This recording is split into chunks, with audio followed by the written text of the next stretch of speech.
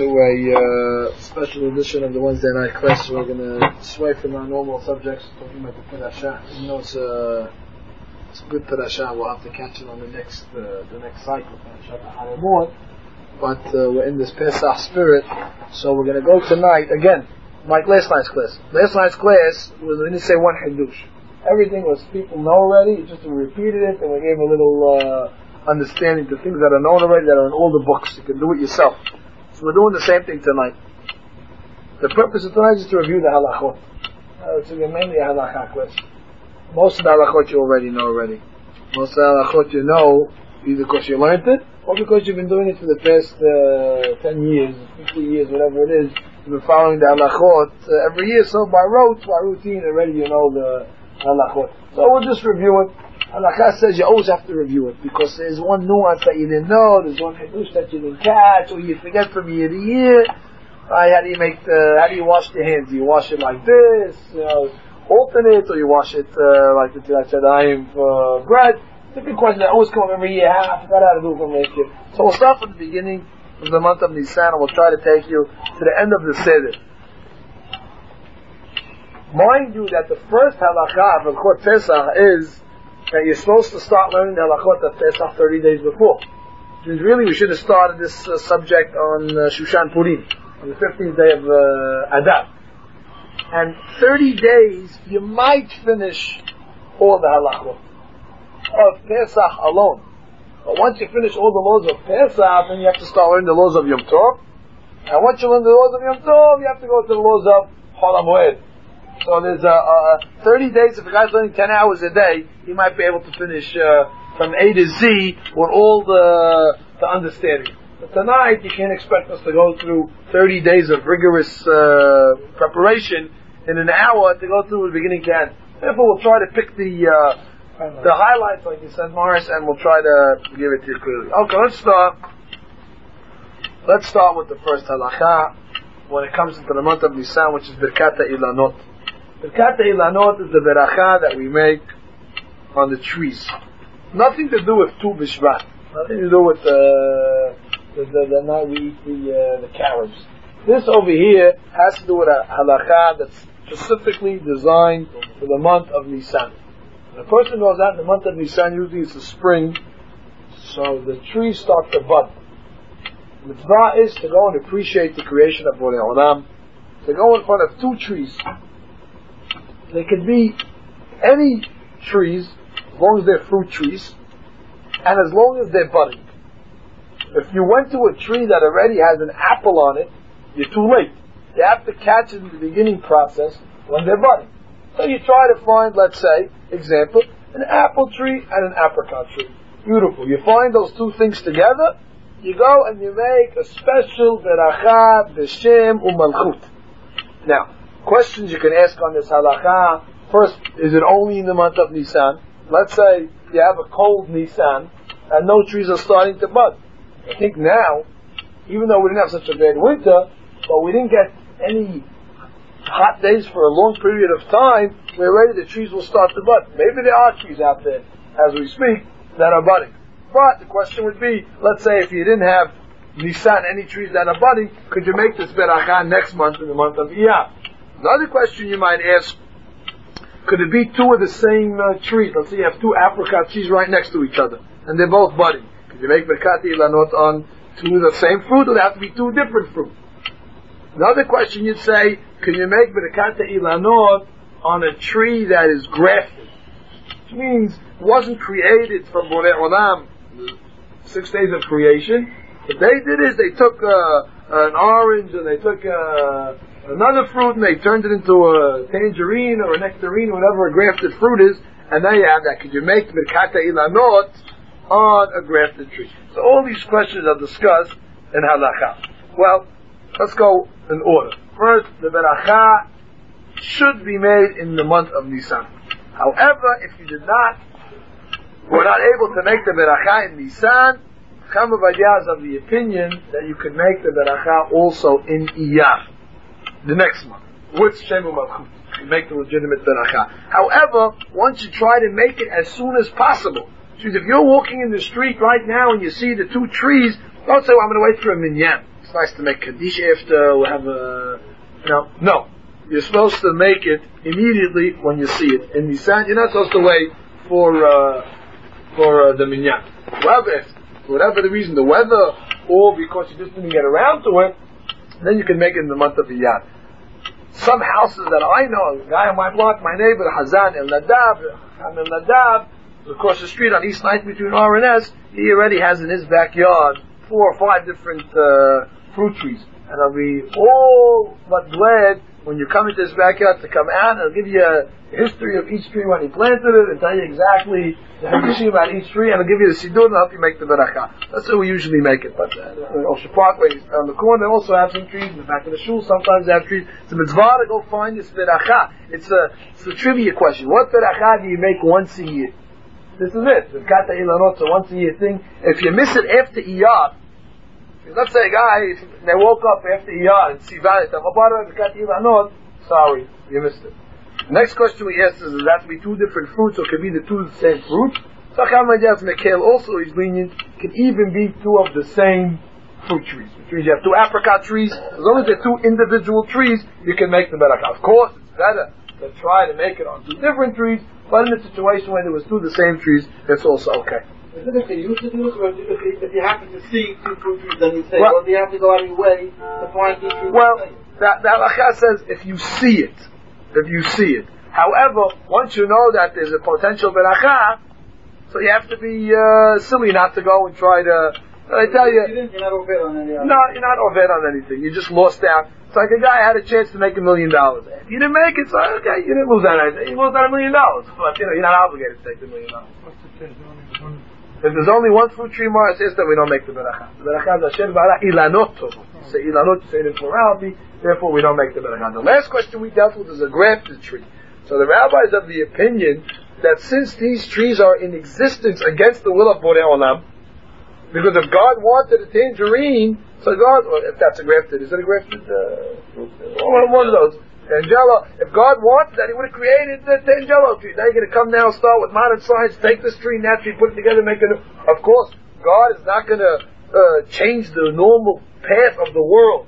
If you put seeds in the ground, it's going to grow. Because God's not going to create a miracle now and not produce a tree. However, it's against Borei Olam's will. Therefore, you should not make a beracha on a grafted tree. Now, we don't have grafted trees where we come from. Where we come from here, we plant normal trees. Really, the halakha is supposed to go out of the town, to the fields and to the orchards and make this beracha. You go to botanical gardens, you go outside, that's where you're supposed to go, where you have the fields. If you have time to spend to go out in the fields, if you're in the field or something, then of course. But if not, you make it local. Okay. You're allowed to make this beracha on Shabbat and Yom Tov.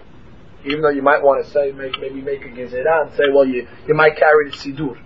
No, they don't make that gezerah. You might come to pull off a branch from the tree. They don't make that gezerah. You're allowed to make this on Shabbat and Yom Tov. Now the Kaf HaHaim writes, which is interesting, Kaf HaHaim writes that you should not make this beracha on Yom Tov. Not because he's worried about pulling off something from the tree. Not because he's worried about carrying the Siddur, but he's worried about a problem that's asur to do on Shabbat. One of the 39 melachot is called borer. What is borer? Borer is selecting, which means you're not allowed to select on Shabbat from your food, let's say, the bad from the good. If you have a certain, you have your watermelon in front of you, you can't, let's say, now go start and pick out all the pits from your watermelon and then eat your watermelon. Simple example. That's borer. Now, where is borer come into play when you're making Birkat Ilanot? It's got nothing to do with borer. You have 2 trees in front of you, make a beracha. What am I selecting? Good from bad, bad from good? So he says, according to Kabbalah, when you're making Birkat Ilanot, you're taking all the bad neshamot that were in the tree, and you're purifying them and you're making them good again. So you're selecting, you're taking the bad out of the good. So there's a lot of things according to Kabbalah, what's going on when you're making this Birkat Ilanot. You're not just saying a beracha, Hashem, unbelievable, what a creation. You're fixing all the different spiritual beings that are in the tree that need a beracha to be set on. Like they say, the vegetarians come along and say, look what they're doing, they're slaughtering animals. How dare they slaughter animals? Look what they're doing. Kabbalah writes that the animal is waiting to be slaughtered. Because an animal cannot reach perfection until a shohet comes and slaughters it. So the animal wants to be slaughtered more than you want to slaughter it. Because then it reaches its, we call it tikkun. Therefore, Bekat Ilanot is the same thing. There's a lot of things going on in the tree. So when you make the barakah in the tree, you're fixing it up. Therefore, he says you don't make it because of Boreh. We don't take this Katahayim Lahalacha. However, yes, Mekel to make it. It's interesting to know what's going on behind the scenes when you're making Bekat Ilanot. It's just not a nice thing to do. You're involved in, you're fixing. Okay, that's Bekat Ilanot. When do you make the barakah?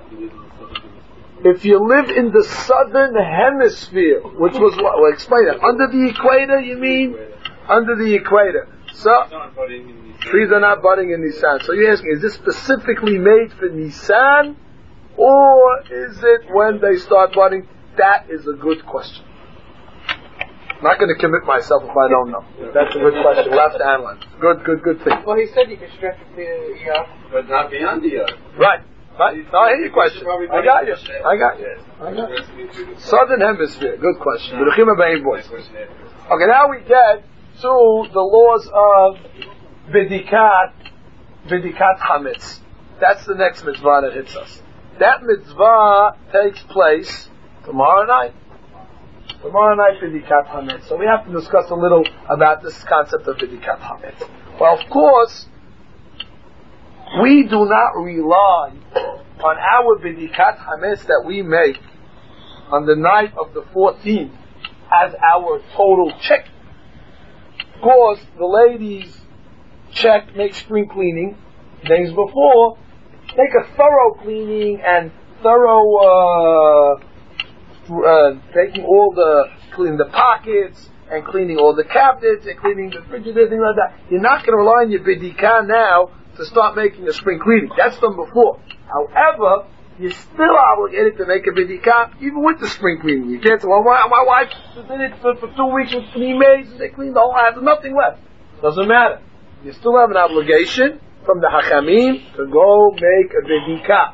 What's the concept of the Bidikah? You're going to try to find any Hametz that might be in the corners, under the beds, and places that it's possible that Hametz can get there. Especially if a person has 2 children in the house, any place in the house therefore turns into the category of a place that Hametz can get there. Because the child has, there's no stopping there where the kid's going to put the Hametz. Therefore you have to make a thorough check. According to what we're saying over here, that the purpose of the mitzvah is to check, one would say, you should make a beracha on this Asher Kideshanu V'Sotav V'Simanu Al B'dikat Hametz. However, that is 100% wrong. Do not make Al B'dikat Hametz on B'dikat Hametz. It's a paradox. It doesn't make sense. What beracha you want to make? Shakol Ne'el Baro? What beracha are you going to make on the B'dikat Hametz? If not Al B'dikat Hametz. The beracha we make is Al Bi'ur Hametz. On the burning of the Hametz. What do you mean? We're checking. The whole purpose is not only to check. The main thing is whatever you find, you're going to burn. That's the main mitzvah. The checking is just to get the stuff in order that you burn it. So therefore we make the beracha on the main thing, which is the burning, which takes place the following day. When is the proper time to make the bidikah? When exactly should we make the bidikah? Okay, well, Halachah tells us that you have to make it at night, but Laila. When is exactly Laila?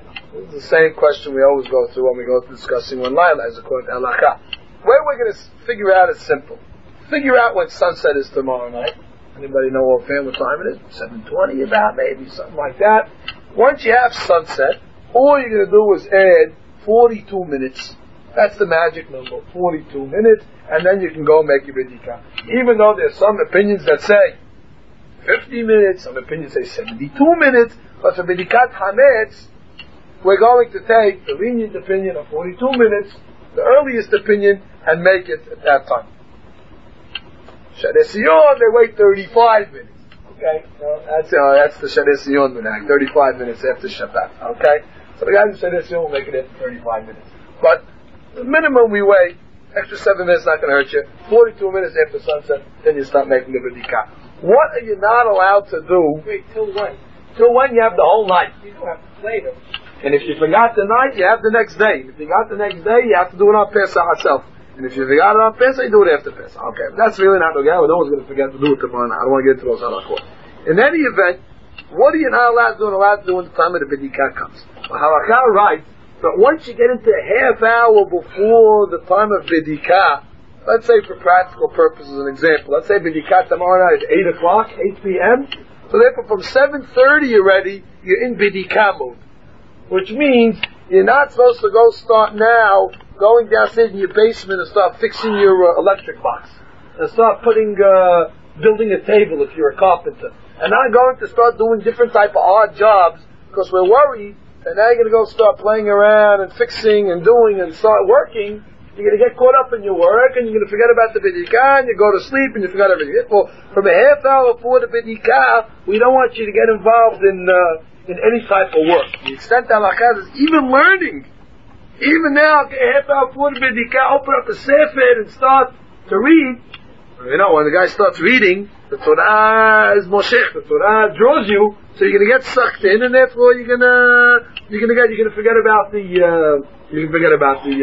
checking. Well, if you started before a half hour, then of course it's not a problem. Or if you have a set shiur, let's say in shul, after shul the rabbi gives a class, since there's a lot of people over there, we don't suspect that you're going to forget because everybody reminds each other after. But if you're at home, now always the Yetzer Hara likes to make the guy learn in the times when he's not allowed to learn. When you're supposed to learn, you never learn. When the times when you're not allowed to learn, everybody wants to learn. Tomorrow night you'll see, half hour before Bidikah, you can have an urge, you know something? I want to open up a sefer. All of a sudden, you want to become a big tzaddik. It's like we had on Tisha B'Av. A guy doesn't learn all year round. Tisha B'Av, he wants to open up the sefer. The only day you're not allowed to learn Torah. We had guys in yeshiva, they would never learn. During the time they were supposed to learn, they were wasting their time.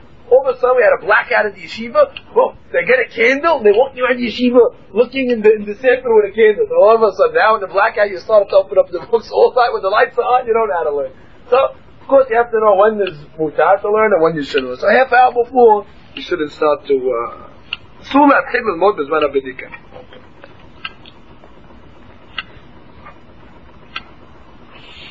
You check all the corners, all the cracks. We said that.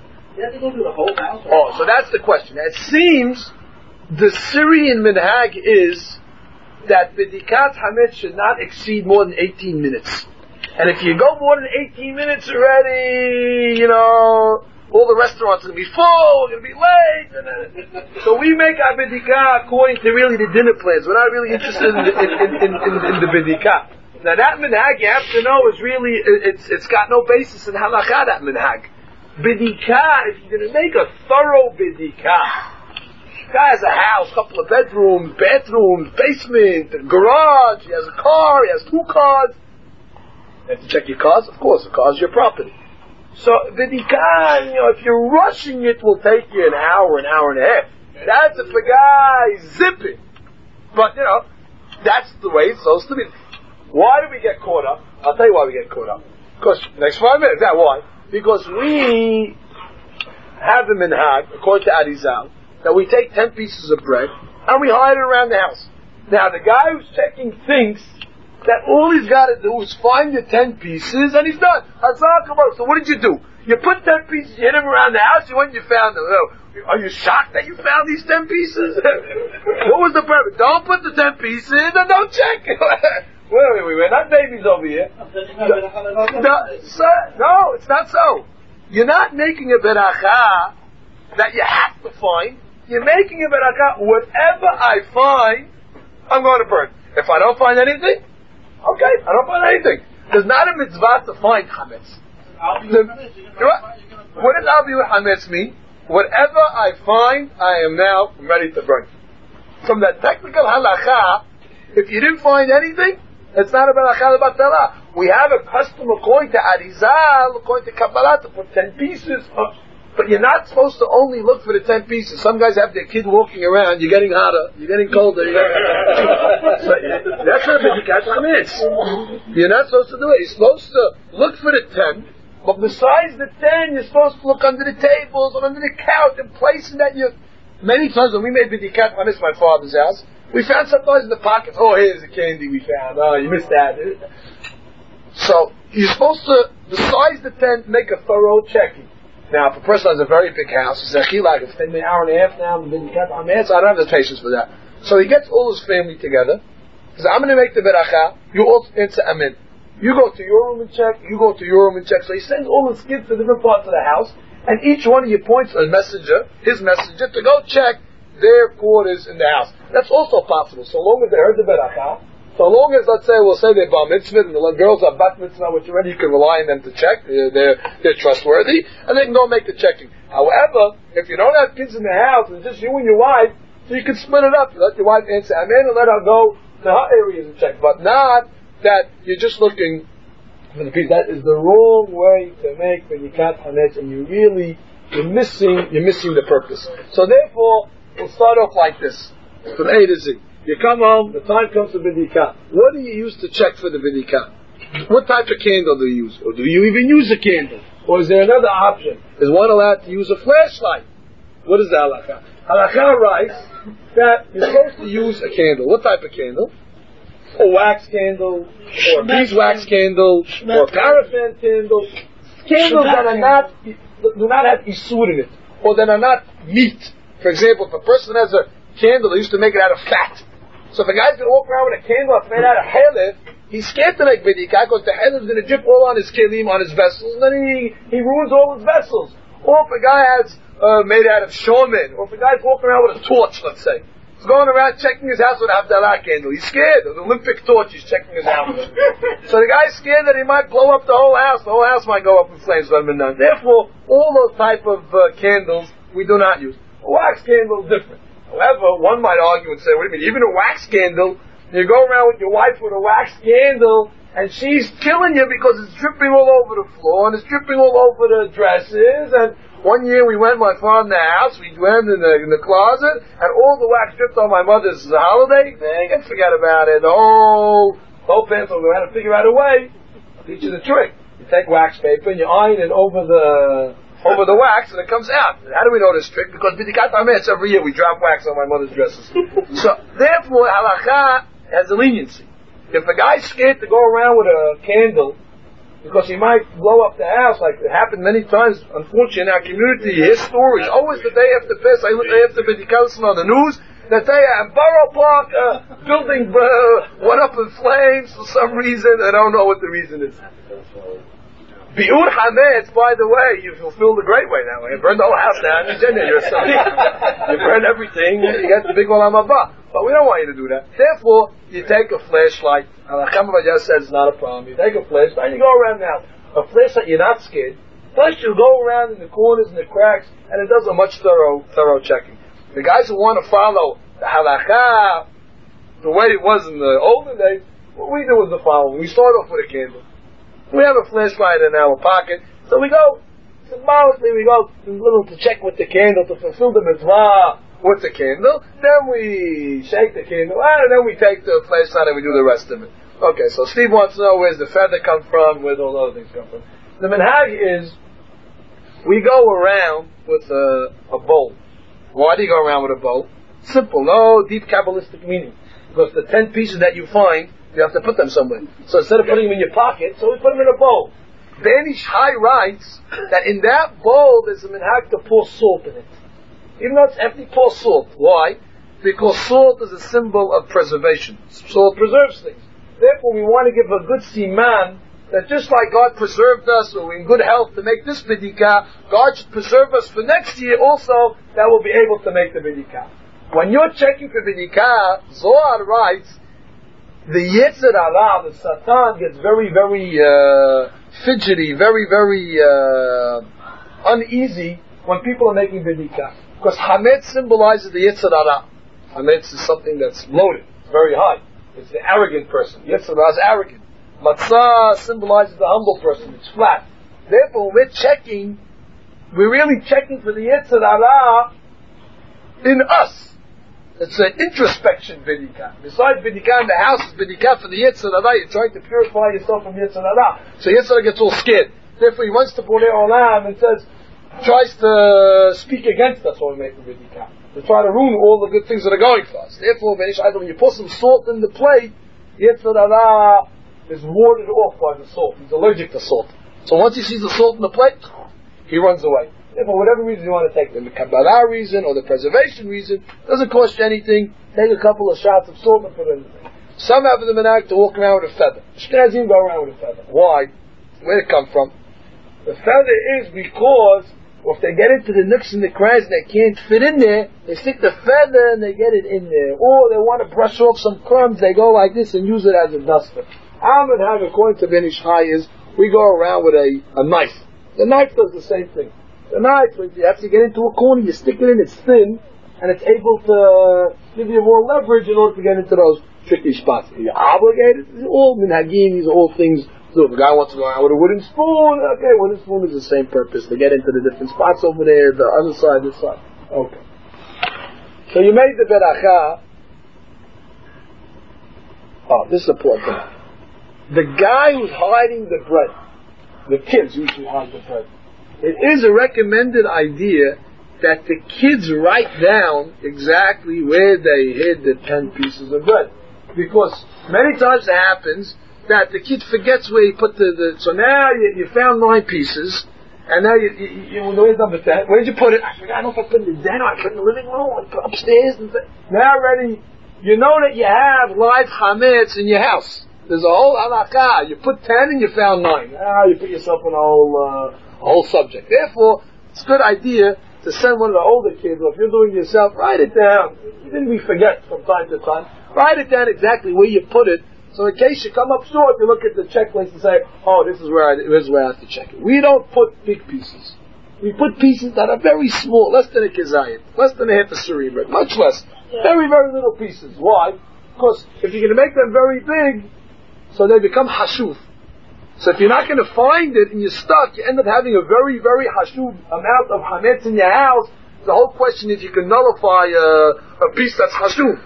Therefore, we put very little pieces. We don't put it straight on the table, because your wife will kill you. She's cleaning all the time, now go put the hametz on the table, little crumbs. Therefore, some have the minhag to put it in tin foil. So I said that in the class this year. We have the minhag to put it in tin foil. I said, no, we got a better idea. We wrap it up in paper and tape. So the next day when you burn it, boom, you just light the fire and the whole thing. When you have the tin foil, you have to undo it, and it's a pain in the neck. Okay, whatever you want to do, whatever your custom is, whatever makes sense to you, it's just giving good advice over here. Whatever you want to do, just don't put it straight into place. Now, some have the minhag to make shehiyanu on Bidikat Hametz. Since it's a mitzvah that comes once a year, we know mitzvot that come once a year, we usually make shehiyanu. However, halakha tells us now we do not make a shehiyanu. However, if one wants to be mahmir, to fulfill the opinion that says to make a shehiyanu, I'll tell you what we do. We make the beracha al biur hametz, and we start to check. After we start doing a couple of rooms after the checking, we usually wear a new suit when we make the bidika. Then we take the sport jacket of the new suit. So when you wear a new suit, you have to make a shehiyanu. So we say shehiyanu on the new suit in the middle of the bidika, and we have in mind, let that cover the new suit, and let that cover the bidika. Now, I'm not telling you this is what you have to do, and this is what you should do. Just letting you know, if you see someone in the middle of the bidika takes out a persimmon, or takes out a mango, or Hawaiian kumquat, what are you doing? I'm eating a new fruit over because I want to get the shehiyanu to cover the fruit and the bidika. He's not coming from the moon. It is brought down to halakha. Those who want to be mahmir to get their shehiyanu in, it's possible. Now, after you found the pieces, after you did your bidika, like I said, you're checking the garage, you're checking your cars, doing all those things during the bidika. You come back to the central station where you have your mahzor over there, and you have your pieces now in the bowl. Now you make the first part of bitul, nullifying the hametz. You say, Kal hamirat ikab b'shuti, all the hametz that is in my possession that I did not see, telah hasite, I want to nullify. Why only the stuff that you did not see? Because the stuff that you see, you don't want to nullify, you want to burn it the next day. You want to burn your hametz, you don't want to burn nullified hametz. Plus, many times you still have hametz yet, you can eat that night and for breakfast. So you're not nullifying the stuff that you see. Stuff you see you want. The stuff that you don't see, that you missed in the checking, you want nullified. Now you have to know what you're saying. If a guy is saying Kal Hamirat, the nullification of the hametz, and he's saying Kal Hamirat, he's banging his heart, he's thinking he's making teshuvah, and after he goes, Baruch Hashem, it feels like Kippur. Kippur, what did you just do over here? He thinks that he just did some type of ritual in order to purify him from all his sins. Then he missed the whole boat on the nullification. Therefore, they have it in English, or if they have it in Hebrew, if he doesn't understand Arabic. But you have to understand exactly what you're saying. Now, yes. Oh, very good question. Halachot tells us that once you make the beracha, you're not supposed to say anything until you start actually checking. Anything. Now, once you started checking, then you're only allowed to talk about things that are pertinent to the checking. Which means, do we check this room yet? Or, do this, do that. We need more, give me the knife for a second. Get new batteries for the flashlight or something like that. We need another candle. Only things like that. But if the phone rings in the middle, and it's ringing and ringing, all this is, it's ringing, must be important. Leave it. Put the machine on, you put your wife in charge of getting the phone. Things like that, if they hold, you're not supposed to. If you talk, okay, you talk. You don't have to make another beracha, but for sure, you're not supposed to talk. Now, some people have the minhag, and again, it's a mistake, the minhag. What's the first thing they do before they start the binikah? They shut all the lights in the house. Now, isn't that silly? If you're trying to find something, do you shut the lights or do you open the lights? Baruch, you open the lights. Okay, now, then when do you need a flashlight? Well, because the flashlight helps you get into the corners. A guy, even if he has a great lighting system, still, when you have a flashlight and you go into the corners under the bed, the light doesn't help. Therefore, the flashlight serves its purpose even if the lights are on. Therefore, we turn on the lights before we make the bidikah in order to make it much easier that we're able to check. That's a mistake that we call it. Okay. After you finish, you took all your pieces, you made your bitul. Be careful that these 10 pieces you don't just leave on the table.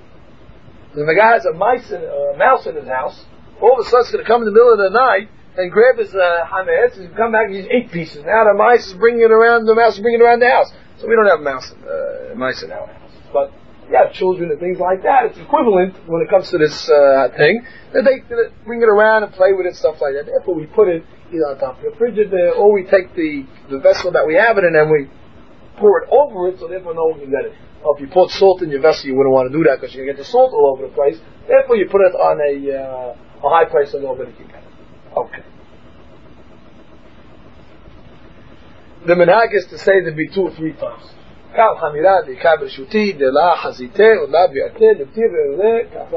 Repeat it 2 more times. Okay. Now the next day comes, which is this year Friday morning, which is the day of the 14th. The day of the 14th, alright, how are we going to start? Let's go like this. We'll start from how the morning goes.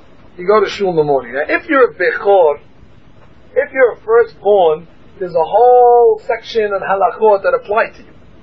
What's the section? Really, Friday is a fast day for the firstborns. Because God redeemed the firstborn to the Jewish people while He killed all the Egyptians. Therefore, we fast. It's a kapara for us. We fast on that day. However, the minhag changed really because since weakness came down to the world, and we're not as strong as they were in the olden days. In the olden days, when they used to learn Torah, they used to stand. Out of respect to Torah, there was no seats in the yeshiva. Isn't that funny? They call it a yeshiva, which means sitting. But in the old days, they used to stand. They didn't call it an Amidah in the old days. They called it a yeshiva. Why they called it a yeshiva then if they used to stand? This question was asked by, I think, Mara Shalom's father-in-law, Turacham Yehuda Ades. That's the way Rabbi Heber told us. Like here we asked Rabbi Ades this question. If the old days they used to stand, so then why they call it a yeshiva? So Rabbi Yehuda answered, because yeshiva doesn't mean sitting. Yeshiva in this sense means peace of mind. It settles a person. When you go to yeshiva, you come out appeased. All your problems are taken care of. Your mind is at ease. It's miyashev da'ato shel adam. Therefore, even though they were sitting, they called it a yeshiva. So you see, then why today do we sit in yeshiva? Because we got weak. Guys that sit and learn all day standing already, he can't learn for so many hours and he can't put his mind into it. Therefore, we sit. Same thing when it comes to the bechorot. Really, they're supposed to fast. However, if a guy's going to fast, so there's so much preparations you have to do for the seder, and you're running around and stuff like that, the pre-seder preparations, Guys can be fasting, he's not going to be able to come to the Seder, especially the Seder, to drink the wine, fasting on an empty stomach, be very hard to do. Therefore, the Achamim were lenient and said, if one can find himself at a Seudat Mitzvah on that day, if you're a Bechor, and you're partaking in the Seudah, and you ate something, we'll waive the fast. Therefore, if a person has a Milah on that day, beautiful, he cashed it, goes to the Milah, eats, he's finished. However, if there's no Milah, what are you going to do? Therefore, they came up with a solution. Somebody in the shul makes a Siyum Masechta. They make a Siyum, they finish a Masechet of Gemara. We know there's no happiness in the world like finishing the Masechet of Gemara from cover to cover. If you never did it, try it. It's an unbelievable experience. Therefore, it's such a happiness that the Seudah that they make after finishing a Siyum is called the Seudat Mitzvah. It's a mitzvah to partake in such a happy occasion. Therefore, somebody prepares the Gemara to finish. Somebody, of course, who learns the Gemara. Not that you come to the day of the Ta'anit, okay, go to the last page and read the last 3 lines. I was in shul once, and you saw the guy who was doing the Siyum. I said, no, anything. He took the Gemara and said, okay, we're going to make a Siyum. He says, we're finishing, he looks at this, what are we finishing anyway over here? He says, I learned so many Gemaras that I forget which one I'm finishing. I said, I'm in the wrong place over here. Forget the magic cake, forget the bananas, we gotta go to another place. So therefore, you have to go to a place where, the guys are not sketch art, the guy's really finishing the Masechet. He's not reading the first 3 pages, the last 3 pages, like we do on Shavuot. He's reading cover to cover. Now, also, when you're going to the Siyum, you have to listen to what's going on. The guy's just sitting there, listening and daydreaming what's happening, so you're not counted as part of the ceremony. Obviously, you try to pay attention. The guy who's giving his Siyum, obviously, tries to speak on a level that's on earth. He doesn't try to mix up the people and speak above their heads in order to mix them up. But you try to listen to what they're saying, and then you go have the cake. Now, why do I say magic cake? Because many people think that there's some type of hiji-biji, there's some type of spirit that hover over the magic cake. You always have your mother that tells you, don't forget, bring me home the magic cake. Bring me home the... There's really nothing in that cake. All of this is a Seudat Mitzvah. The ladies, if there are firstborns, the ladies do not have to fast.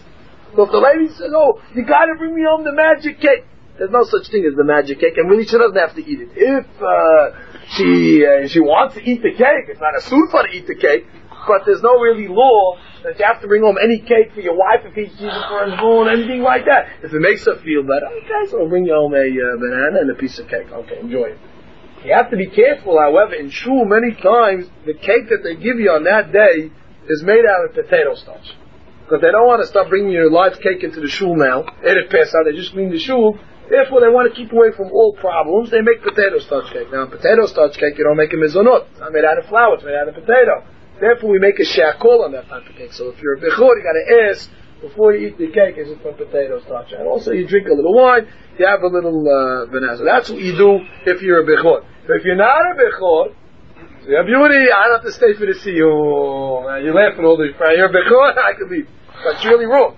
Because if you have an opportunity to listen to a siyum masechta, why not take advantage, even if you're not a bechor? So you want to have a piece of cake, you want to have but do it anyway because it's a good thing. Siyum, the rabbis tell us, the people who are at a siyum, it's considered like they finished the masechet themselves. Even though they never learned it. How do they know that? So Gaon Vilna says, take the word siyum. How do you spell siyum? Samech, Yud, Vav, Mem. Now, take the letter Samech. How do you spell the letter Samech? Spell the letter out. Samech, Mem, Chaf. Now, we only see the Samech. However, there are 2 inactive letters. Mem, Chaf. How much does Samech equal? 60. How much does Mem, Chaf equal? 60. Okay, that's the Samech. Yud. How do you spell Yud? Yud, Vav, Dalet. How much is Yud equal? 10. How much is Vav, Dalet equal? 10. Okay. Then you have Vav. How do you spell Vav? Vav, Vav. 6. Mem. How do you spell Mem? Mem, Mem. 4. So you see that the active letters and the inactive letters are equal. To come and teach you that when you add a siyum, even though you're an inactive guy, you're equal to the guy who's active in making the siyum. So it doesn't cost you anything. A guy go to siyum on every masechet and walk around and say, I finished Shas. Ask him one question, the guy will fall on his face, but he finished Shas according to the hadush at this. It's like you're finished. Okay, so then you come home and then you're going to make bidikat hametz. Even if you're not a bechor, you have to make bidikat hametz. Now we're talking to everyone. So you come home, you make the bidikat, the biur hametz. I'm sorry, the burning of the hametz. Okay, so how do you make the burning of the hametz? They'll put the sign up exactly what time the latest time is. I'm not familiar with the exact time. What the earliest times? Once sunrise comes, you can have to make shalit for sure. I'm saying after you finish shalit, you pray first. You don't burn the hametz first. Now you come home. How do you exactly burn the hametz? So each guy will tell you my way is the best way. I do it the greatest way. Each guy's got his plan. I'll tell you some of the ways that are wrong. One way is that the guy takes his chametz and he gets a bottle of charcoal lighter fluid and he douses his 10 pieces with the fluid in order that when he lights it, he has he's making a korban. However, he's wrong. Why is he wrong? Because once you douse it with lighter fluid, already you finished. You burnt. It's like you burnt your hametz already. A dog will not eat your hametz after it's saturated with lighter fluid. We want you to get rid of your hametz through burning, not through putting different substances on it. Therefore, the guy wants. What he does, either he wraps the bread into newspaper, or he makes the fire first and then throws in the pieces, something to that effect, in order to let the fire consume the bread and make it not edible. Now, how much you have to burn it? You have to burn the bread until it's like a coal, until it's crisp. Because if a guy just burns the bread, he makes it a little crispy on the top, a little on the bottom. He get some cream cheese, you make toast in the morning. So what did you do? You made it better.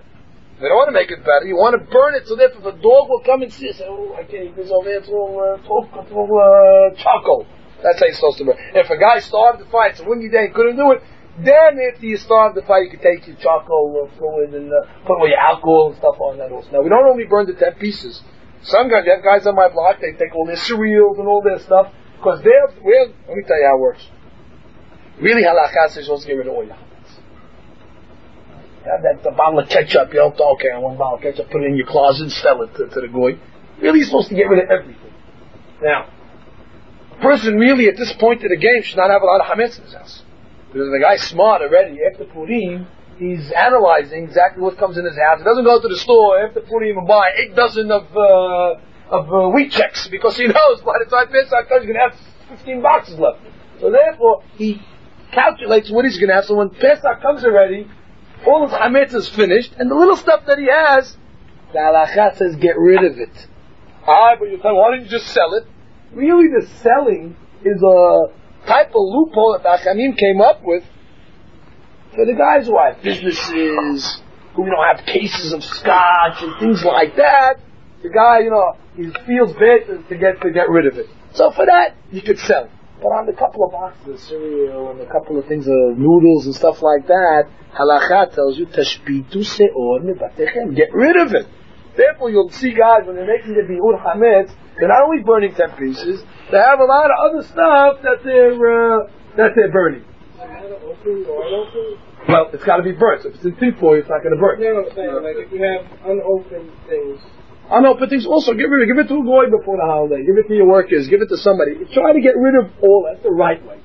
If a guy has certain items like spices and stuff like that are really not hametz, but they might be, that stuff already you can put in your hametz closet and sell. But the live hametz, the real stuff, has a big case of scotch and stuff like that he doesn't want to get rid of.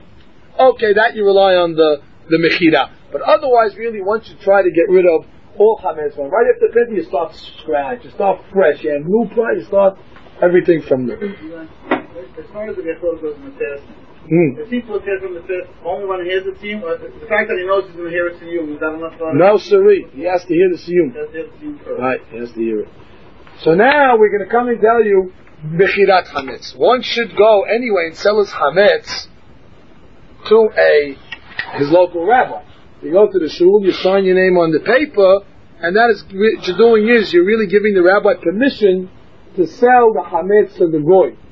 Now, technically speaking, if that goy, if James would come to your house on Shabbat, on Pesach and say, how you doing? I came for my hametz. I want the bottle of Duas in the back. You got to give it to him. It's his hametz. Can't say, oh no, I don't have it. Some people used to give the rabbi the key. Here's a key. Give it to the rabbi. I wouldn't advise you to give the key to the goy these days, but that's the point over there. It's really his hametz, and technically he can come and claim it at any time. He's not going to claim it because the rabbi makes a deal with him that you make more money the other way. If you don't touch the hametz, we'll buy it back from you for a very high price. If after Pesach, you also have to find the stores. And after in the shul, the Jewish-owned stores had to sell their hametz. If they did not sell their hametz, so then you have a big problem, because that's what hametz shavar alav Pesach. Any hametz that was in a Jewish possession, ownership during Pesach, you have a big problem. All right, we're not going to get into different halachot. A guy buys stock, right? He has 200 shares of Nabisco. The guy owns hametz factories around the world now. He's a partnership in that. Whole question about the stocks and stuff like that, is it considered ownership? Do you own the hametz of it, or you?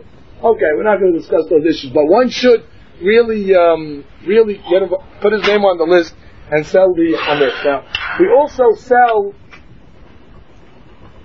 You have your dishes that you use all year round, right? Now, those dishes we put in the Passover closet. When you're making bedikat hametz, you don't in the hametz closet. When you're making your bedikat hametz, you do not have to check your hametz closet that you store all your stuff, because it's not going to be any shock to you. You're going to go, oh, it's all the hametz. It's not going to be put in there. You know it's going to be in there. So you have to check that. You lock it off, you seal it, you put tape, you put a sign, hametz, do not enter, and you sell that whole thing. Now, mind you, when you're selling those utensils, in that contract, it says that you are not selling the utensils to the goy. Why are you not selling the utensils to the goy? Because if you sell the utensils to the goy, you have a massive problem. Because after Pesach, you're going to have to dip your whole house again. Halachah says anytime you buy a vessel, you have to bring it to the mikveh. Why? Because you bought it from a goy. Well, now you sold it to a goy. So now it's coming back at your possession. It's owned by a goy. You have a whole problem with dipping again. Therefore, in the contract it says you're not selling the vessels, you're selling the hametz that are in the vessels, or the bidiyah, the things that are swallowed in the walls of the vessels. Okay, so you should sell your hametz. Some have the custom to burn the aravot that they have from Sukkot. Some use it for that, but that's already, they're so dry already, that wouldn't be a good idea, because they'll probably wilt all over the floor. But some have the minhag, and this is a good minhag. If a person has bad dreams, you put it on top of the door where the person is sleeping, and already he gets rid of his bad dreams. These aravot over here are holy aravot. So therefore, we don't want to just. There's two guys. There's two type of guys. I'll tell you about the two type of guys. One type of guy, after the last day of Sukkot, goes very sneakingly into the back of the shul and just drops his lulav on the chair and makes sure nobody sees that he left it there and walks out and leaves the lulav in the shul. That guy. Another guy says, no, I'm not going to leave his lulav's mitzvah there. So since I used it for one mitzvah, I want to use it for another mitzvah. So they take and they stash it on top of the closet over there and they leave it. Once Pesach comes, you take out the lulav, and some take the lulav and they throw it in the oven where they make the matzot. In order to, they take the whole thing. I took it. Yeah. Ooh, after a few months, it didn't smell the same. It smelled as a kid. I kished it, and I didn't realize that. And someone told me my first year I did it. Yeah. So I kished it, and maybe I could have kept it out of vault. Right. But I kished it because it really. Okay, well, if it smells, then put it on top of the door. Struggling to forget it out and have to all do another. Okay, so if you bought a good one, the good ones don't smell.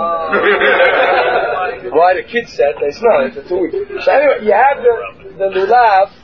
The lulav, you try to burn the aravot with the. No, it burns very good. It's very dry by that time already. You light it, throw it in the fire, you burn it. You fulfill one mitzvah with another mitzvah. So that's an incident. You're using one mitzvah to do another mitzvah. There's a concept like that. Instead of discarding it, let me use it at least for something else. Alright, now right after you burn the hametz, now you have to make the official nullification. This is the real nullification. No, etrog we throw away. You can throw in the trash? Yeah, but see again, once you know the value of an etrog, you guys are not going to want to throw it away. Some people make the hilu, they make the jello out of it. Yeah, but if it's shriveled up, so if it still has the pitom on it, Still has the pitom on it, so there's a single out for a lady to have easy pregnancy. She bites off the pitom. It brings that in the books of it. She'll have easy labor. If a lady cannot conceive, they bite off the pitom of the, because that was the tree that Hava. That is true. Bite the pitom off, maybe you get married.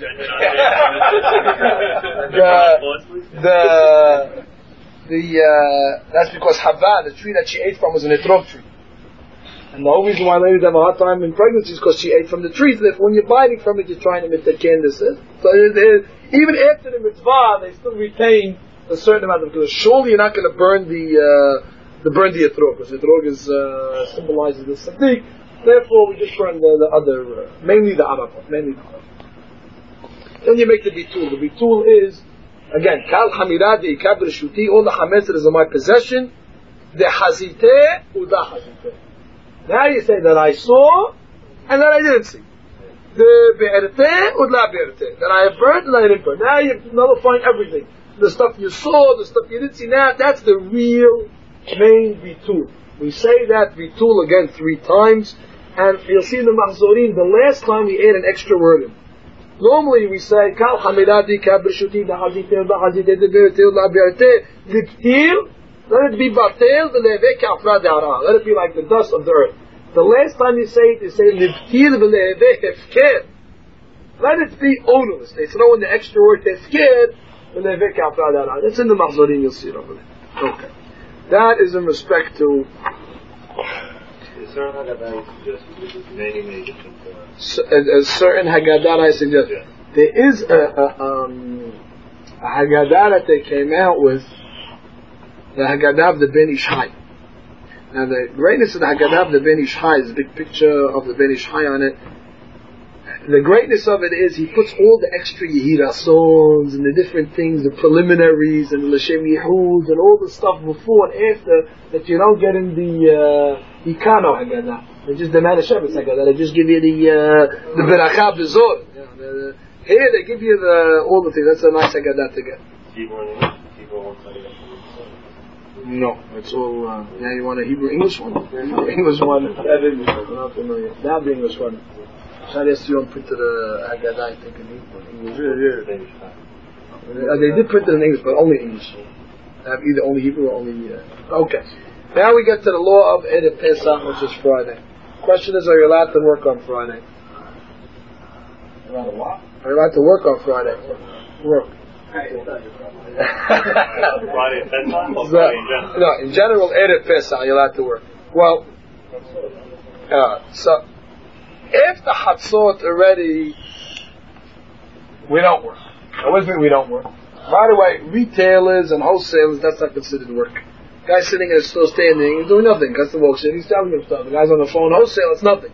When we say work, we mean actual work. The guy going, a tailor, going to make a suit, or a sofan going to write a Sefer Torah, a scribe. Actually, we'll call it specialty skills. Like that already is not done after Hatzot. Before Hatzot depends on the minhag. Now some say the minhag of Jerusalem is that they don't even work before Hatzot. However, after Hatzot, the reason why we don't work is because in the olden days, when we used to be bringing korbanot, on Friday we would bring korban Pesach, and the korban Pesach was run after Hatzot. And on the day that you bring a korban, you don't go to work from the time that you bring the korban. So since the korban is started, we start to bring it at Hatzot. Therefore, we're forbidden to work to commemorate exactly what was done in the times of the Mikdash. Even though we don't have any korban today. Go to Israel today; they have the Siddukim. They have these guys that follow literal Torah. They make a whole ceremony on Erev Pesach that they slaughter korban Pesach. Okay, they're wrong. That's a suit to do what they do. Today we don't bring korban Pesach. However, the halakha still is that after Hatzot one should not get involved in work. But it's important that in Halab the retailers used to go to work on Erev Pesach. They used to come home like usual right before Shikiyah. Now the question is taking haircuts and things like that. The best thing would be to take your haircuts before the Omer, before Friday Hatzot. Because after Hatzot already you're putting yourself into questions if you can take a haircut or not. Shaving also, if you're going to shave, you should try to shave in the morning before Hatzot. That should be your shave for the holiday. The question is on the holiday itself, of course, on Yom Tov we do not shave. That we know, which is Shabbat anyway we don't shave, and Sunday is also Yom Tov, so we don't shave. The question is Monday and Tuesday and Wednesday, which is Chol HaMoed. Do we shave on Chol HaMoed? What is our custom? So what should I tell you? Maran writes, we don't shave on Chol HaMoed. Halakha says, there's no shaving on Chol HaMoed. They're very serious about it. Chamizra Atiyah, Zecher Tzadik L'Bracha, the Rosh Yeshiva Porat Yosef, he told one of his students when he came to be a rabbi in our community, he says, you're going to go to America and they're going to squeeze you for all the leniencies. There's two things I don't want you to be lenient on. Number one is the laws of Avelut. When it comes to the laws of mourning and Kaddish and ripping and things like that, Bar Minan, don't be lenient on them. They have to follow all the laws and the leniencies. And don't be lenient on them when it comes to shaving on Chol HaMoed. So obviously there was some type of they have to go to work and things like that. Even so, it's really not such a strong the Omer itself, shaving on the Omer is a big question, because the Omer time is Avelut time. On the Omer already there's room maybe to be lenient if a guy's working and is seeing people and things like that. Understand? There are also people that have beards, so why is it so different? The guy could come in, he's got two earrings coming out of his ear and one out of his nose and a ponytail down to the floor. He's not worried how he looks when he comes to see you. But a guy's got a little stuff on his mouth. Oh, yeah, I'm a kid. When we come up the whole thing. So you have to really think of it and put it in perspective exactly. If you're sketching yourself, you're not sketching yourself. We are all aware if you can, you should not shave. That's really the halakha. This is what we heard from, we read in Shulchan, and this is the way our rabbis were very, very stringent when it came to the store over here. Okay, cutting your nails, you're allowed to cut your nails after Hatzot on Erev Pesach. Okay. Now we get to things that you're not allowed to eat on Erev Pesach. Well, we know you're not allowed to eat matzah on Erev Pesach, because you want to save the moment for the night. The guy's going to eat the matzah on the day for breakfast, and he has matzah for lunch, so already he lost the flavor. He's going to come to the night and say that, oh, I had it for lunch already. Therefore, we only eat egg matzot on Erev Pesach. Some are mahmir not to eat it from Rosh Chodesh, but we eat matzah this week. Now one should analyze, make sure that on the day of Erev Pesach you don't fill yourself so much. Already halakha says from the 9th hour and on, one's not supposed to have the big down, one's not supposed to fill himself up because he has to eat the matzah, the te'avon, he has to eat it with an appetite. Halakha writes, one is supposed to set his seder table on Erev Pesach. Not that when you come up from shul you start setting the table. This already we do, it's commonplace, even on Fridays. We always set our table from before. Halakha writes, one should use his nicest dishes and his nicest vessels on Pesach, because we're free tonight. We want to act like we just came out of Egypt, we're Bnei Horim. So we want to show wealth, we want to show opulence, we want to show grandeur, so we put the nicest kilim that we have. Ironic that usually on Pesach we use the worst kilim that we have, because the good kilim we stick in the storage, and we end up buying some set over here, and we just throw it on the table, and it's all different type of sets, and the silverware's really not silver.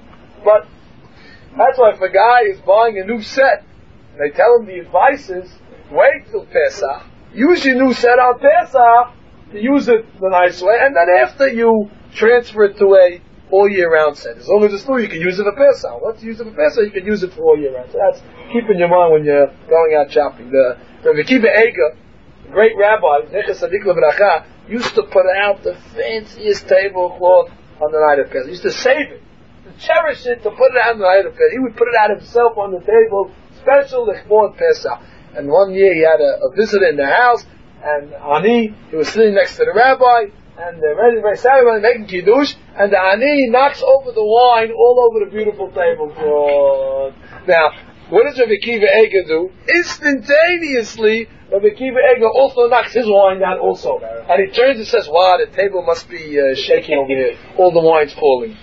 We would have took the guy, forget about it. What'd you do over here? Use your brain, be careful, this is a new table, look. And even if we wouldn't have said it, we definitely would have thought about it in our brains, and we would have gave him a dirty look or something like that. However, Rabbi Eiger, a genius, a giant in Midot. Giant, this is a story. In a million years, you wouldn't think to do that. In a million years, you wouldn't understand why he did it unless you heard the reason why he did it. It's unbelievable. It's just not to make him feel bad. That's exactly the point, not to make him feel bad. One They came to the rabbi from Brisk. They used to come to him to ask him for donations before Pesach. So one fellow comes and asks him, can you fulfill the arbak or so, the 4 cups of wine with 4 cups of milk? That was the question he asked him. So the rabbi says, no, you cannot fulfill it with 4 cups of milk, you need wine. And he gave him not only the normal amount that he gives the ani, but he gave him triple the amount. So the wife says, why are you giving him triple the amount? You should give him money to buy wine. If he's asking me, he wants to use milk, that means he doesn't have money for meat either, because he was expecting to drink the milk. How can he eat meat? Therefore, he gave him extra. So Hakam used his wisdom to find out exactly what he has. Okay. We set up the chairs, we set up everything. You're supposed to set up your place where you're going to sit. Some people put a pillow in the place in order to make it easier when he leaves. We come home from shula. And shul that night, Friday night, it's a once a year thing what we do. First of all, we start off with the Chadudi because it's Friday night. Then you go into the holiday, the Mizmor. Then you go into the special Amidah that we say for the holiday, throwing in Shabbat, if Yom Hag HaMatzot Hazeh, Yom Tov Mikra Kodesh Hazeh. Then you go into, right after the Amidah, by Chulu HaShaman, like we do every Friday night. And there's a special Berakah that we say on Friday night, it's called Birkat Me'en Sheva. Also in Shul on Friday night, I know that Berakah that you say after the Amidah on Friday. There's a big mahloket, you say that Berakah on the night of Pesach, when it comes out on Shabbat. Time of Ayak comes out, you don't say the Berakah. I'm not going to go into the details why not, but he says you don't say it. Right after that, by Chulu, you open up and you say Halil. The only night of the year that you say Halil, full Halil, what a Berakah, is the night of Pesach. However, the Hazanim who know do not stretch out this Halil. Because the mitzvah is to go home and make a seder, and right away so the kids don't fall asleep. Therefore they say it quickly, they don't even sing it, they just read it very quickly in order that the kids don't fall asleep. Right after shul you come home, immediately, once the time comes, usually we start the seder 72 minutes after sunset. By the time you come home from shul, and by the time everyone gets their plates and their seats, and you pour the wine, and squishing the board, and see the nushus are bought, and the whole thing, so then it's already more than 72 minutes after, and we make the kiddush. The custom is, we don't pour for ourselves the wine, we let somebody else pour for us, because of derech cherut, the way of free people, of having other people pour their wine from them. That's the minhag. Of course, if your wine is not mebushal, if your wine is not cooked first, then already you should not let the maids touch it, because if the maids touch it already, it becomes yain nisich, whatever, and you're not allowed to drink that wine. Now, once you have your wine, let's discuss that subject. Do you have to drink wine, or can you drink grape juice? That's a whole subject in itself. Well, Halakha tells us, Maran writes, even though the wine gives you sickness, and even though you hate wine, one should force himself to drink the arbak salt with wine. Normally you see, it works the opposite. If you hate it, you can't stand it, alright, we'll be lenient. Here they're saying no, force yourself to drink the arbak salt. So, really we tell a person, unless he's gonna, a doctor's orders that he cannot drink wine, or better than that, he's gonna pass out if he drinks wine. If he just doesn't like the taste, that's not an excuse. If he just gets a little headache, that's not an excuse. He should force himself to drink the wine. Kaf HaHaim brings down that one who drinks the 4 cups of wine, it's mechaper on the 4 mitot bedin. If you're obligated, God forbid, you did a sin that you're obligated sekilah, the first cup you drink takes off the sekilah. Then it's a refad and a headache and a headache. So the 4 cups of wine have a lot of power to them. Therefore you should force yourself. There was a rabbi, that they saw him on Shavuot walking around with a bandage around his head. So what's going on? Rabbi says, this is already from the 4 kosot that I drank on Pesach, I still have a headache. But still he forced himself. Chavavadas mekel to such a guy, he's lenient that if a guy hates the wine he can't, then we'll tell him, you can take grape juice. But just the guy that says, why not? I'll drink grape juice, it's the same thing. It's not the same thing. Grape juice doesn't get you drunk, it gets you drunk. Grape juice doesn't make you happy, wine makes you happy. Therefore, you should try to drink the wine. Now, you don't have to drink wine that has alcohol content, the thick ones that give you stomach aches. You can go take any the light ones that are considered wine, red wine we take, because it's like the dam was red in blood, and we use that. Person wants to mix and change, so uses the first 2 wine, the second 2 grape juice, depending how he feels. That's also permissible. Really, one should try to, as far as you can go with the wine. Now our custom is before we drink each cup, we clean the glass and we dry it. According to Kabbalah. Even though you just drank it, we don't pour wine right into it again. We pour water into it, we clean it, and then we pour the next cup. We also have Benak, we pour a little water, it's called mizigah, into all the cups. Now one has to be very careful when you're pouring your drops of water. Why do we pour water in the cup? Mayim stands for Rashi Tevot, Maleh Yadenu Mebirchotecha. Mayim. Fill our hands, Maleh Yadenu, with your blessings. Well, you pour 3 drops into each cup of water. Don't pour more, because if you pour more water into your wine, already you turn it from wine into water. And therefore the beracha is not for the kriya gefen, it's shakol yavad baro. As it is, the wine that we buy is not pure wine, it's diluted already. So if you're going to add a lot more water, you're going to come into a whole problem of diluting your wine to change the beracha. Therefore you put the minimum, just 3 drops. What is the amount of wine one has to drink? So, yes? Do pregnant women have to drink the wine? Yes, they should drink the wine. They're obligated in all the mitzvot of God. They're only patur from the mitzvot when it comes to don't eating, the fast days. When it comes to eating, of course, if she's throwing up and things like that, where she can't do it, that's already anus. She's not responsible. But if she just said, "Well, I'm pregnant, I'm a lady," okay, so you tell her drink grape juice. You tell her drink grape juice. Well, you'll say she can drink grape juice. Okay. Now you have the question: how much wine do you have to drink? So, you can take shittot, you'll find shittot from, let's say, 2.5 ounces to 6 ounces. So exactly how do we go? We try to drink at least 3.3 ounces. Not so hard. Problem is like this. The best way is to drink 3.3 ounces.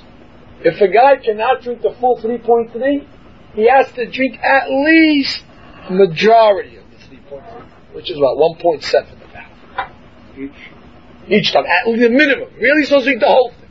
Now here we come into a whole machloket. One rabbi holds that if you have, let's say, a cup that fits, let's say, 10 rivieritz in there, fits 30 ounces in there, a big gulp you're using that like that. Now, one shita holds that you have to drink, it's not enough to drink 3.3 ounces of that cup. One opinion, you have to drink the majority of the cup. Therefore, one should be a wise man and measure his cup before Pesach. You shouldn't come into Pesach and they put for your juice glass on the thing 8 ounces. So now you're finished. Now you're running into all machloket. Or even if they give you a cup that's 5 ounces, so you end up drinking an extra 2 ounces on each cup. It's an extra 8 ounces of wine. So it's going to affect your Haggadah, and it's going to affect your yeah, okay. But you're exactly 1.7. You don't want to drink the extra because sometimes drinking extra is you think you're being mahmir, but you're not. Because if a guy drinks a big cup, the first, wow, how much wine I drink. Now he's drunk for the Haggadah. Now you can't eat the matzah. So you are mahmir on one mitzvah, but you're not turn out, you be lean on another one. Therefore, what we do before Pesach, we take some time, we go take the glasses, and we measure. We see. We don't get exactly 3.3, because we like to drink the whole glass. Sometimes you don't fill enough only to the top, and it spills a little. You get a glass, 4 ounces. 3.9, 3.8, something like that, where you have a little leeway. All you have to drink is the whole thing. Second best, rov. Second best, not equal. Rov, you have to drink the whole cup. Second best, rov. Therefore, guys, spend some time and measure it. Alright, now you have your cup. You stand up for the kiddush. Now, the kiddush on Friday night, you're throwing in the Shabbat. Of course, we stand up for the kiddush. There's shehayanu that we say in the kiddush. Shayanos for the holiday. The ladies that are lighting candles before the holiday on Friday, they do not say shehayanu when they light the candles. They rely on the shehayanu that we make during the kiddush. Now we sit down and we drink the cup. Halachot tells us you have to lean. Which side do we lean on? The left side. Why do you lean on the left side? So I'll give you the main reason. The main reason is Shema Yakdim Kaneh Laveshet. You have 2 pipes. You have the esophagus, right, and you have the trachea. Now, one is the windpipe, and one is the pipe that the food goes down. Now, We don't want, then and then, if a person's going to lean on his right side, the flap on the windpipe opens up. So then and then, if you're leaning that way, the food might go down the wrong pipe and it's sakana. Therefore, we lean to the left in order to keep the windpipe close so the food goes down the right pipe. Now, let's say a person did not lean when he was drinking the 4 kosot. Now, why am I even discussing this subject? I'm putting myself in a big mahlok, in trouble, like you said, Mars. You're right. Open up Shulchan Aruch, he'll tell you clearly, one who did not lean to the 4 cups of wine must go back and drink it again. Lean. No question. Chabad Yosef, clearly, one does not drink 4 cups. Leaning, it's got to go back. No, just drink. No, but then there's no beracha. You made the beracha in the first one. According to Maran, you forgot it, you gotta do it again. Just the first one. Now, I'm not gonna go through the whole seder, but I just give you the room to analyze it. If you open up Gemara Pesachim, Daf Kuf, Gemara Pesachim says, Matzah, you have to eat. Maror, you don't. Yayin, wine, comes Rav Nachman and says, wine, you have to eat. Then the Gemara says, there's another statement of Rav Nachman that says, wine, you don't have to eat. Oh, now in trouble. Make up your mind, Rav Nachman. Do you lean or don't you lean? So the Gemara says, Fela Peligish. There's no argument. Ha betreka se kama'eh, ha betreka se batra'eh. One statement is going on the first 2, one's going on the second 2. Which one's going on which? You didn't answer anything. We still don't know. Do you lean on the first 2 or do you lean on the second 2? When he said don't lean, did he mean the first 2 don't lean or the second 2 don't lean? It's still vague. So comes the Gemara and says, well, there's logic to say both ways. The logic to say that you lean on the first 2 is because that's when we start the redemption. So the main thing is when you start the redemption, the first 2. The last 2, we were redeemed already. It's the end of the Haggadah, it's the end of the Seder. Find the Hava. What happened already. Okay, it's passé. Therefore, it makes sense to lean on the first 2 and not the second 2. Then they say, no, on the contrary, Adrabah, it makes more sense. When are you going to lean? After you're free man. In the beginning we say, Abadim Ha'inu. Therefore, that opinion says, don't lean on the first 2, but lean on the second 2. Comes again and says, now that we don't know which ones to lean on, the first 2 or the second 2, we lean on all of them. That's the Gemara. Now we know that drinking wine on Pesach, this 4 kosot is only a mitzvah from the rabbis. It's a mitzvah from the rabbis. Now we have a rule. Safek de Rabbanan lekula. Vacuum. Anytime you have a doubt in the rabbinical law, for example, you came out of the bathroom, you don't know if you made Asher Yatzah. What's the deen? You don't make it again. Why? Because the whole blessing of Asher Yatzah when you came out of the bathroom is rabbinical. Whenever you have a doubt on a rabbinical law, you go to the lenient side. The opposite is true when it comes to a Torah law. You ate bread. You don't know if you made Birkat Hamazon or not. Halachot says, certain situation, you go back. You make Birkat Hamazon because you're hayah from the Torah. That's the Barakah from the Torah. So now, if drinking the 4 kosot, the whole thing is from the rabbis. So why does the Gemara say, now that we're in doubt which ones to lean on all of them? So it said, yeah, we should be lenient. Not more stringent to lean on everything. So one rabbi said, the reason why we're stringent over is because it doesn't cost you anything. Good deal, so lean. We're not telling you to do something that's hard. So since it's an easy thing to do, even though normally we get lenient, but here we're going to go stringent because it's easy. Comes a rabbi called the Ran. The Ran says, hold it. What do you want to do in this case? What's your option? You want to say what? Go lenient and do what? Don't lean at all? You don't lean at all. You lost the whole mitzvah of leaning. So then you're going to tell me what? Lean on the first 2?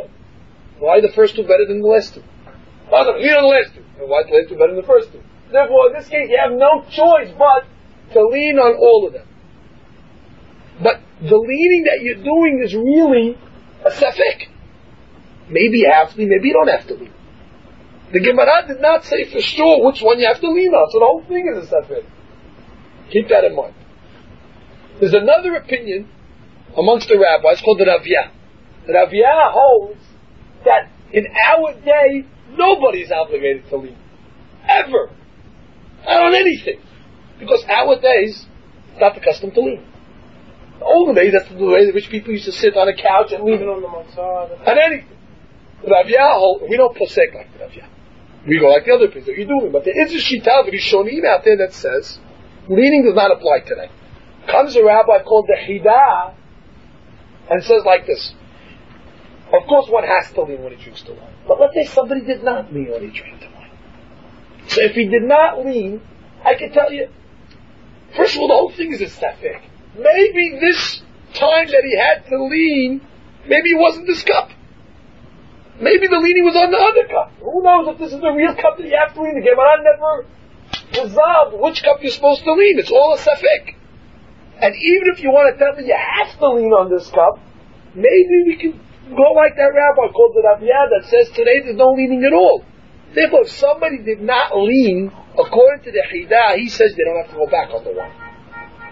So now you come into a big mahloket. If a guy didn't drink leaning, does he have to go back or not? Maran says you go back. Hida says you don't go back.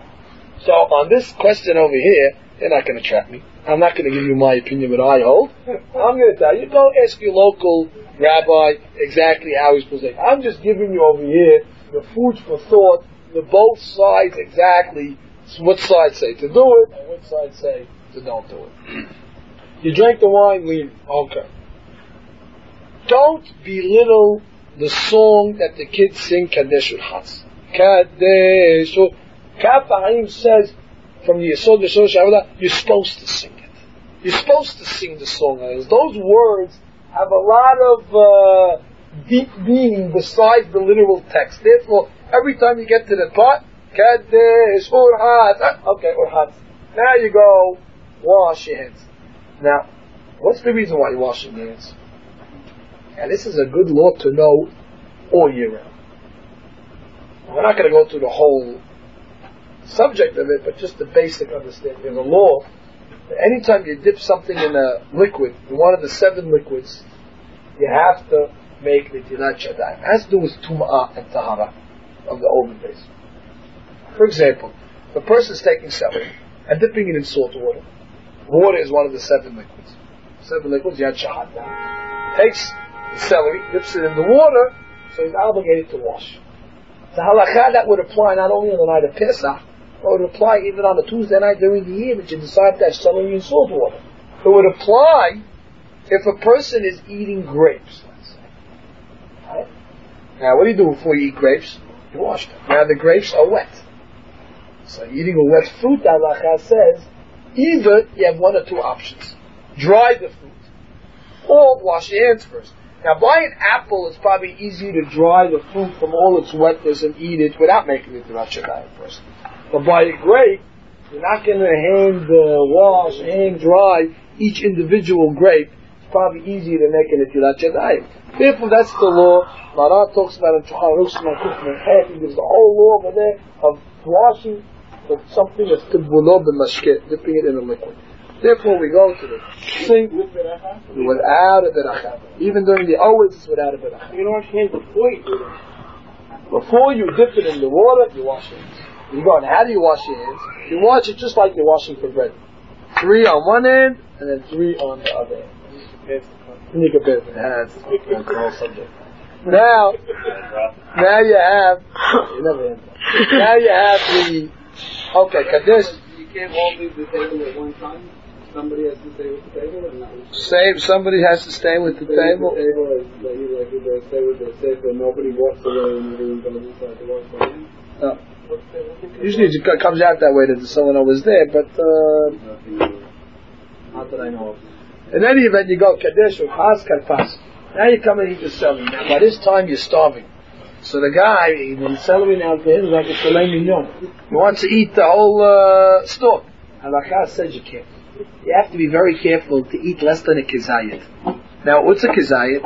A kizayit is a certain amount, let's say 28 grams, but by celery is very dense. So it's very heavy celery. So a little amount can already be a kizayit. So the guy says, well, it's not a kizayit, it's big. It might be in weight the size of a kizayit. Therefore, you take the very, very bare minimum amount, karpas, and you dip it into the salt water. This year we have a big subject with the salt water. You're not allowed to make salt water on Shabbat. You're not allowed to make a lot of salt water, I should say, on Shabbat. Extra. Therefore, we try to make the salt water before Shabbat this year. However, if you forgot, we only make a little amount what you're going to use. You don't make a big glass now, and each guy's going to dip a little, and you have a whole glass. No, you just make a little amount, enough for each person to dip. We make the beracha borei pri adama. We have kavanah for the maror that we're going to eat later on. What about vinegar? Some have the custom to use vinegar. The reason we use salt water because the wine is in the tears, so there's a reason. Vinegar also. Why do we make the beracha for motzi's patuz? When did you make a motzi? What are you having in mind for? Because maybe the maror doesn't come to talk a seudah. Now, you take the karpas, of course you have to lean, but don't you have to? So, really you don't have to lean. If you want to lean, that is a meshubah. Okay, you're praiseworthy. But the Halachot says you're not obligated. Kadesh urchaz, karpas yachas. Now you split the middle matzah. And here comes a big subject. Splitting the middle matzah. First of all, what two letters are you trying to form? And which one is the bigger one? And which one is the smaller one? But first, the two letters that you're trying to form are a dalet and a vav. The bigger one is supposed to be the vav. And the smaller one, the dalet. All according to Kabbalah. Now, some people are mahmir to go cut it with a knife to make sure that it is the perfect shape. That says one should not do that. However, some go to the other extreme and say, all you got to do is think it in your mind. That the big one is a vav and the small one a dal. You don't even have to try to make the shape. You should try to form it that the big one will look like a vav. And it doesn't mean you're going to show it to the kids and what letter does that look like. It doesn't look like anything. It looks like an H. It looks like a Q. It doesn't look like a Hebrew letter. So, therefore, you try to form it in the dal and the vav. The bigger piece, you stick into the afikorman, under the cover, and the small piece, the lechem oni, the broken piece, that's the way the aniyim eat. They eat little pieces, you stick it back in between the two complete ones, and you put it back on the counter. Then we have the custom we make, mish'ar otam. Okay. And after you make the mish'ar otam, they give it to one of the kids to go hide. Now, some have the custom that whoever hides that afikorman, they bring it back, they give them a gift. It's nice in order to keep the kids interested. Custom says that in the old days they used to give the kids on the night of Pesach different egozim and kaliyot, different nuts and different roasted chips and things like that in order to get them interested. Okay, today the kid's not going to be so interested in some cashews or walnuts, so you give them a candy, you give them something in order to keep them interested. The main mitzvah of the night is for the kids, you got to remember that. The night is made for them. You got to let them in the morning. You're trying to, the kids say Mishar Otam, the ladies say Mishar Otam. Now, after Mishar Otam, the kid hides that Afikoman. One should send an older child with the kid, because the kid usually falls asleep by Safur. By the time he's supposed to sleep, now go find that Afikoman. And sometimes the kid's a wise guy. He puts it in the hamper, he puts it in the washing machine, like that. So you don't want it to go. It's kedusha. You don't want it to go to the wrong place. So therefore, you go with him, and you know exactly where it is. It's a similar concept that we said by hiding the 10 pieces. Now you get Kadesh or Has Karpas Yahas Magid. Magid we're not going to discuss because we gave a whole discussion last week on how you're supposed to fulfill the mitzvah of Magid, what you're supposed to focus on, what you're not supposed to focus on, exactly what you're supposed to do. Now at this point already, before you say the Magid, they're going to pour the second cup for you, and you're going to have it in front of you. You're supposed to say the Haggadah over the second cup of wine. You're supposed to not mix up the people when you're saying Haggadah. You're not supposed to try to show off how much you know and how quick you are on gematriyot and all types of analytical hidushim that are going to put the people to sleep. It's an obligation to the people that are having seder to look at the midrashim, to tell stories about the sky, that the ladies will be interested and the kids will be interested, and not to give halakhic discourses on different opinions when you hayav this and when you hayav that, and what's the shiur and what's the thing, and they'll use your thumb and this way and that way. That's good. The thumb action is good after you finished everything, then you can do that. But during the seder, you're supposed to be supposed to be light stories, and that's the mitzvah. The mitzvah is to tell the story, like we discussed last night, the 10 plagues in Egypt. That's exactly what you're supposed to talk about. The different 50 miracles that happened to Kiryat Yamsuf, the different things that Paro made for us in Egypt. That's it. So you got to open up your Mamloish, you got to open up your books, do your homework in order to prepare for the Magid.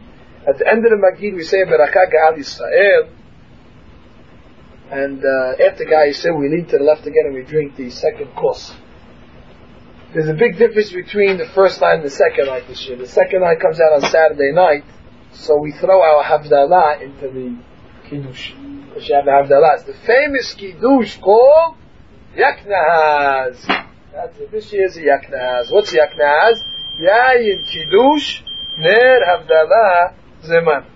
What's Yayin Kiddush Ner Havdalah Zeman? Yayin, but if you give Kiddush, Mekadesh, Israel, Lazemani.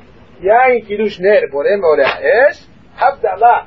Baruch Atah Hashem HaMavdil Ben Kodesh, Ben Kodesh. Very good. And then you make Zeman, you make Shehiyah. We make the Havdalah standing up, even though we make Havdalah sitting usually. Since there's a Kiddush involved, we make the whole thing standing up the next night, and we say Shehiyah both nights, and we leave. After Magid, we have Ruhsa. We go up, we wash Netilat Shadayim for the eating of the matzah. This is with a beracha. Then we have Motzi Matzah. We take the 3 matzot, the Balabai, the one who's leading the Seder, takes the 3 matzot. He says, Motzi Lechem in Ha'aretz on the 2 complete ones with the half one in the middle. Then he drops the bottom one and makes a Shirk in the Shem Sivanu Al Achilat Matzah, and he gives a little piece from both to everybody. Now, of course, that little piece that you're getting is not enough for your obligation. For Motzi Matzah, one has to eat a minimum of 2 kizetim, of at least, let's say, 60 grams. A little less than 60 grams, about 56, 57 grams of matzah. How are you supposed to know what 57 grams of matzah is? So you go to the hardware store, like I went today, and you buy one of those Weight Watcher scales. That gives you exactly the grams. And you take the matzah that you're going to use. That's how do you know how much you have to eat? There's only one way to know it. Measure it. Buy your scale, take the matzah that you have, put it on the scale. Each kizayit, let's say, is 29 grams. So therefore, you measure it to see exactly how much you have, so you won't eat more, and you won't eat less, you'll eat exactly the right amount. Huh? So on Pesach they may kill for you to use that, not on Shabbat, but let's say on Saturday night you'll be allowed to use the scale, even though it's we don't get the chance to do that. Just eat the whole thing. How can I say? Some guys have thick matzot, some guys have thin matzot, some are very big, some are not. You say half a lot. If you were using the square, eat the whole thing, you come. The whole thing's not a half, and the round ones are usually a third. Squares are thicker. I really don't know. The way I do is with a scale. So use the scale, it's the easiest way. It costs you $4. 29 grams an ounce. You have to eat 2 ounces for Motzi Matzah. Now, Beirish Hai says, look to this. This will knock you out. Beirish Hai says, since it's Shabbat, so not only you have to eat 1 kizayit for Motzi, 1 kizayit for Matzah, and another kizayit for Shabbat. So now you have to eat a kizayit of bread on Shabbat. So he says 3, but we don't take that. We're very lenient when it comes to that. We only say you're able to do 2. You only have to do 2, but you have to do 2. Now this is done in several ways. The right way to do it is to try to eat it within 4 minutes. And you say, how can you eat it in 4 minutes with the talking and the gazing? That was it is. You sit down, you put your mind on the matzah, and you 4 minutes. Now, 4 minutes after you make the beracha. Okay, what's on? Now, some people, they want to fulfill the mitzvah the best way to swallow the 2 kizetim in 1 shot. So what they do is they fill their mouth up with matzah, and they chew it till they have 2 kizetim in their mouth, and they make 1 big swallow. Really? That's the right way. The Mahamidim that do it. It's not so dangerous. The reason why it's dangerous is because we put 8 kizetim in our mouth, and you don't know, and you're swallowing 8 kizetim. But if you measure it, you put through, you swallow 1 child. Of course, if the guy doesn't want to do that, he has at least 4 minutes. If he doesn't make it within 4 minutes, they tell him he has up until, let's say, 7 minutes. The most, in order to eat the proper amount. Of course, you have to lean. Now, let's say you measured, for practical purposes, you said 2/3 of a round matzah was the shi'ur. However, we know when you eat matzah, there's crumbs. So therefore, you're not going to end up really eating 2/3 of a matzah. because you look in the plate, there's a lot of stuff left over. Therefore, they say eat a little more. Gotta measure it. 2 kizayis, right? Why are you trying to make me say something? I'm not going to say anything. I don't know. Very non-committal today. That's when it comes to motzi matzah. Then you have maror. Maror, you take what do we take? We take romaine lettuce, escargot. You got to be very careful, because maror, the romaine that we use, has a lot of bugs in it. And I know nobody wants to eat bugs. And I'm not talking about tarantulas that you see walking around. They're little bugs that, you need a light box, you have to put it to the sun, but they're there. And they're crawly legs, and they're scary looking in a microscope, and you're not allowed to eat them, and every one you eat, you're making 5 sins, and they give you over 100 lashes for every bug that you eat. Therefore, a guy's mahmir, when he goes out to eat in a restaurant, says, no, I don't eat meat, I only eat salad. Well, who knows? If he would have ate the meat, he only would have got 39 lashes. But now that he's eating the salad with all the bugs that are in his side, he's getting 450 lashes. So he's mahmir on the wrong place. So you have to be very careful, whoever's in charge, to check the bugs. It's a halacha. Check it, make sure that they're clean from the bugs. Now, very good, so they do the job for you. Now, you have to be careful also not to soak the maror. The maror has to be moist, the leaves. If you're eating the leaves, some people just eat the stalk. Stalk, there's not really many bugs. But on the leaves there are bugs, so usually they put it in water to get the bugs out. You're not allowed to soak the maror in water for over 24 hours, because that already becomes kavush, and that's cannot put too much with that. Okay, do we lean when we eat the maror? Of course, we do not lean when we eat the maror. However, we do dip the maror into the haroset. Now, the concept is not to have maror with your haroset. The concept is you want to have haroset with your maror. Some guys, they look at the haroset finally, and they're dreaming from last year when they had the haroset. So they take the maror, they use it as a spoon, and it's holding 2 pounds of haroset in there, and you don't taste any of the milk. That's of course wrong. You're just supposed to dip it, and even after you dip it, you're supposed to shake it off. All you want to do is get a little taste of the haroset. Halakha writes, if you didn't dip it in the haroset, some rabbis and mahmid, you have to eat the maror again. So therefore, don't take it lightly, just dipping it in the haroset. The story I was told from the Ben Ish Hai tells a story. In the old days, even today, they make the haroset from egozim and tapuchim, from nuts and from apples. So he told you the Maaseh, there was a fellow had a servant, his name was Baruch Hirsch. He told the servant, Erev Pesach, go to the store, get me egozim and tapuchim for the maror. But it's Erev Pesach, come home, come back quickly. So he went, he came back half hour before the holiday, and the master was so upset. You're so late, I told you to bring it for me earlier, how am I going to make it now? So he lost the school, and he turns to the Baruch Hirsch's slave and says, Behema! So now already Baruch Hirsch is that Behema, he calls me. He turns back to his master, he says, Atah! Oh, now you have all mahloket. So the master felt bad. He shouldn't have used that word behema. So he's trying to think now. He'll get out of it. He says, what do you mean? What do you think I meant when I said behema? I was asking you a question. Behema Rashi Tevot Baruch Hirsch Maheveta. I was asking you, what did you bring? He says, I know. I answered you. Ata egozim tapuchim heveti. So therefore, we take the haroset. It's made out of egozim, they put tapuchim, they put cinnamon, they put zanjabil, they put nuts, different things. Whatever the custom is, they pour wine in it, whatever the custom is. Then you have salt and water in the maror. That's the kakas, that's the celery. Now, you're not supposed to talk from the time that you eat your motzi matzah, from the first matzah, until you finish the sandwich. Not supposed to talk. Now you get the korech, you make the sandwich. The sandwich, you have to take a kizayit of matzah. 29 grams, let's say. Make a sandwich out of it, take a kizayit of the maror, we put the eskrol in there also, the hazeret. We take it, we dip it in the haroset, we lean, we say, zechel, amigdash, kehillel, zaken. So I used to make a sandwich, and I don't belittle the sandwich, because some say that the only way you yotzeh matzah and maror is together. So therefore we eat it like that, because some say you have to eat it together, so we're fulfilling that shita. Don't belittle the sandwich. Oh, I ate it already, the sandwich is just